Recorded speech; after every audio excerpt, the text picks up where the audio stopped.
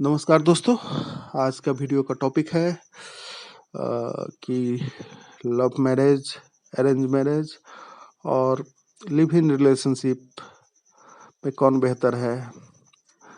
तो आइए इसका पूरा का पूरा विश्लेषण करते हैं।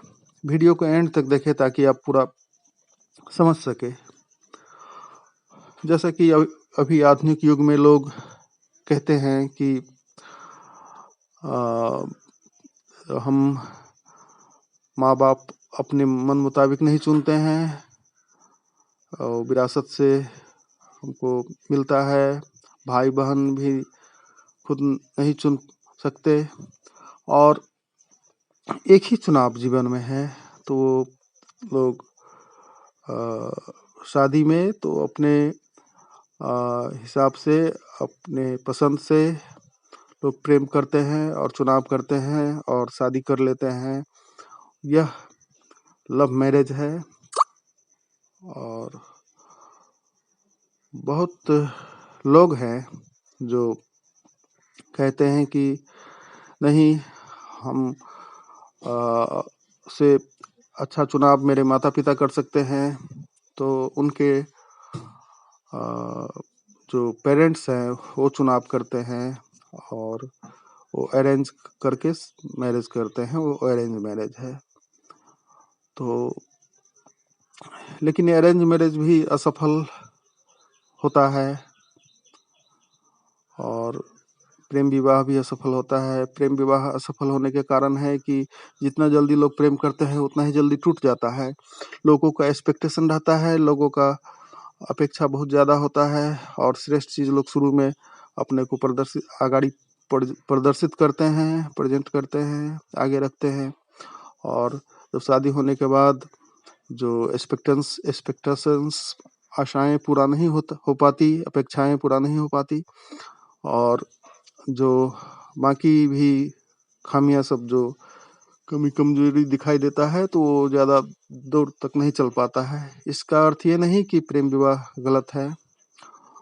तो अभी जो भी जानते हैं, जो चुनाव कर सकते हैं, जिनका अंडरस्टैंडिंग है, वो अपने हिसाब से जीते हैं। निभाना पड़ता है तो जो निभाने वाले लोग हैं तो उनके लिए तो ये भी श्रेष्ठ ही है। तो और दूसरा जो चर्चा की है हमने कि अरेंज मैरिज, उसमें भी समस्या आती है। तो वो भी बहुत टूट जाता है और उसमें आपका सोसाइटी, आपका पेरेंट्स जो पार्टिसिपेट रहते हैं, तो उसमें वो लोग भी आपको पूरा जिम्मेदारी नहीं लेते हैं। शुरू में तो लोग आपको अरेंज करा देते हैं, लेकिन बाद में जीना तो आप ही को पड़ता है। तो ये भी असफल होता है। और तीसरा जो है लिव इन रिलेशनशिप, इसमें लोग बगैर शादी के दोनों लड़का लड़की मैच्योर होने के बाद साथ रहते हैं, पति पत्नी की तरह जीते हैं। तो ये लिव इन रिलेशनशिप भी बड़े शहरों में ज़्यादा चला है। तो ये तीनों चुनाव है। तो और इसके भी लिव इन रिलेशनशिप के भी कुछ बहुत ही खतरनाक परिणाम आए हैं और कुछ अच्छे भी रिजल्ट हैं। बाद में लोग शादी कर लेते हैं, निभाते हैं। तो एक दूसरे का जो ये चुनाव जो है, सो ये रिलेटिव चुनाव है। कोई ऐसा नहीं है कि ये बेहतर है दूसरा खराब है। आपको चुनाव करना है तो आपको लगता है कि मैं अच्छा चुन सकता हूँ तो आप चुने। आपको नहीं लगता है कि मेरा मुझसे ज़्यादा बुद्धिमान,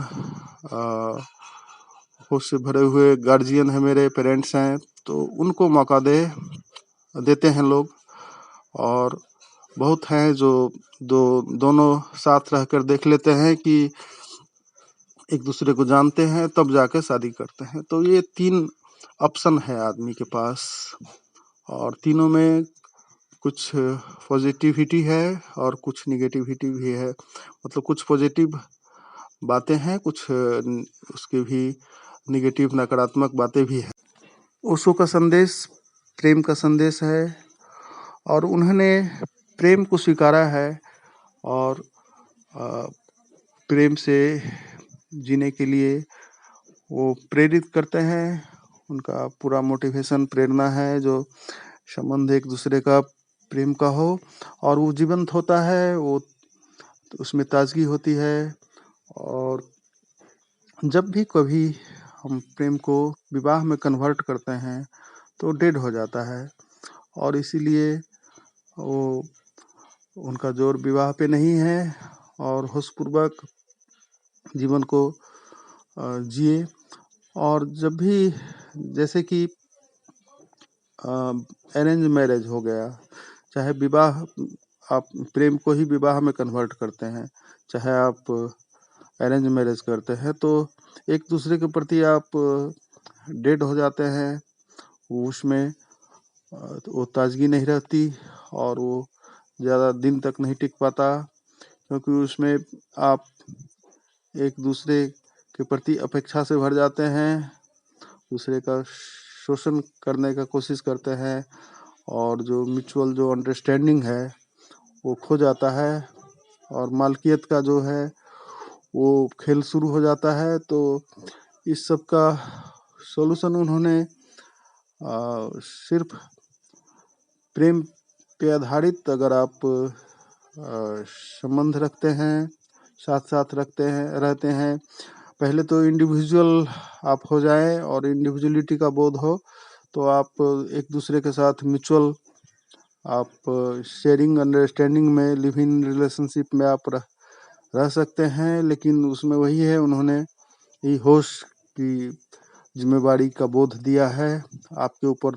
निर्भर है सब। तो आप किसी चीज़ को सुंदर बना सकते हैं और किसी चीज़ को कुरूप बना सकते हैं, वो सब आपके हाथों में है।